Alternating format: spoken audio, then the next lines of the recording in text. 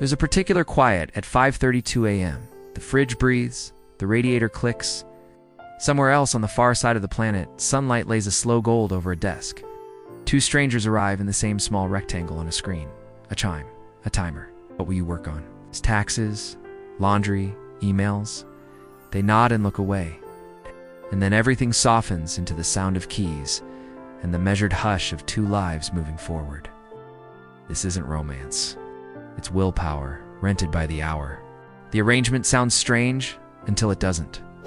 Platforms like FocusMate and Flow Club connect people to co-work in silence. A student in Seoul pulls open a lab notebook while a designer in Toronto sketches wireframes.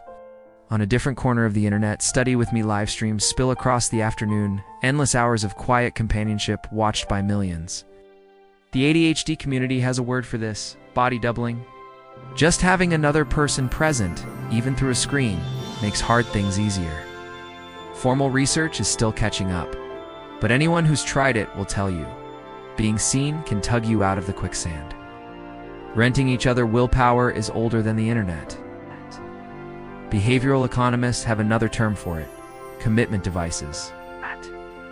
Odysseus had himself tied to the mast so he could hear the sirens without steering the ship into ruin. Today, the ropes are subtler. You book a stranger for 50 minutes. You send an accountability coach a photo of your gym shoes at 6 o'clock a.m. You tell an app like Biminder or Stick K, fine, take my money if I don't write 500 words, and it does. We pretend willpower is a muscle inside our skull, but maybe it's a bridge between people, a set of promises we borrow and repay. Listen long enough, and the stories start to rhyme. A night shift nurse, too wired to sleep and too tired to clean the kitchen, hires an accountability partner in another time zone. Together they fold silence into order. A graduate student with a diagnosis she once confused with a moral failing discovers that sitting with someone, Evan, a stranger, turns the impossible into the merely annoying. A programmer who's been alone for months finds that the sight of someone else making progress is enough to light the first match under his own day. And yet, hidden in the soft glow of webcams and check-ins, there's a harder question. Where does my will end and yours begin? Because this is also a market.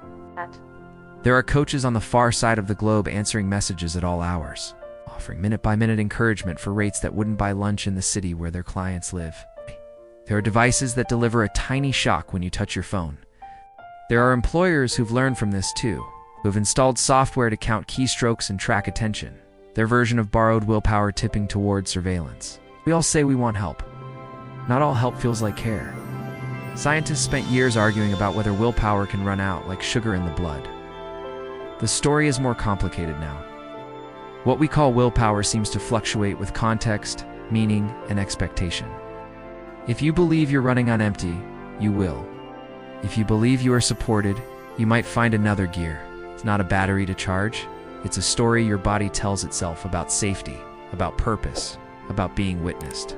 That word witnessed might be the heart of the whole thing. Renting willpower is less about iron discipline and more about gentle attention. The stranger in your tiny square doesn't bark orders. They nod, they sip their tea, they open their document when you open yours.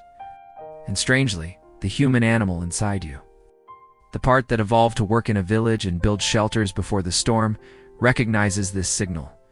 We are doing this together. But there's also the feeling of walking through a city at dusk. Apartments lit up like little aquariums, and wondering how many of us are paying to be less alone. During the pandemic, this practice went from quirky to essential.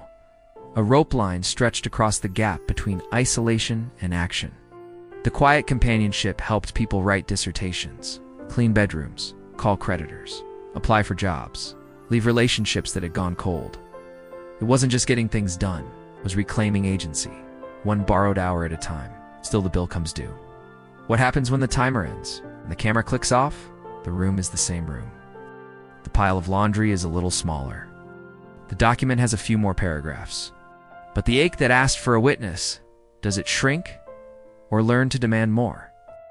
Some people worry this trains dependence. Others say dependence isn't the opposite of freedom. It's the way we build it. We'll need each other either way. It's better to choose our ropes than pretend we don't need them. You can trace the lineage of these services back further than Odysseus. In some monasteries, novices slept in communal halls so they wouldn't miss the dawn bells. In villages, harvests always went faster when the neighbors gathered one field today, another tomorrow. Dress this up now in glossy interfaces, but the logic is the same. You give me your presence, I give you my best self. Of course, any marketplace that trades in human attention inherits our contradictions. There's dignity in being paid to offer care. There's also burnout, emotional labor, and the risk of commodifying something tender. In interviews, some accountability workers say the job gives structure to their own lives. Their clients' routines become scaffolding for their days. Others describe the constant ping of need as a low hum that never turns off. It's hard to be someone as borrowed willpower when you're struggling to locate your own. But here's the twist that surprised me. When people talk about what they re-renting, almost none of them say discipline. They say calm, they say courage. They say a little window of trust. The most powerful sessions aren't the ones where someone yells, "Go." They're the ones where, halfway through, both strangers look up and smile the smallest smile, as if to say, "This is hard and we're doing it anyway." You can buy a kitchen safe that locks your phone for hours. You can make a bet with an app that donates your money to a cause you despise if you miss your goal. You can ship your passwords to a friend and tell them not to give them back until Friday. All of that can work. But most days, the cheapest and rarest thing is attention. Yours offered to someone else, theirs offered to you.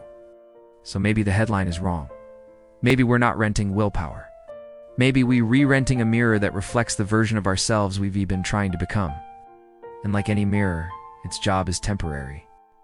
You use it to align what's crooked, to shave away what you don't need, to step back and say, "There, that's me." Then you walk into your day with a little more of your own light. The timer beeps, and the tiny rectangles, two strangers look up. The nurse has a clear counter. The student has 3 pages. The programmer fixed the bug. They wave soft, grateful, almost shy and vanish back into their separate mornings. On the kitchen table, the laptop hums, the fridge breathes. Outside, the city starts its chorus. Somewhere inside your chest, the rope loosens, but it doesn't fall. You still feel the pull. Thank you very much for watching the video to the end. If you liked the video, be sure to give it a like and comment to share your opinion. Don't forget to subscribe to the channel and share the video with your friends. See you in the next video. Be well.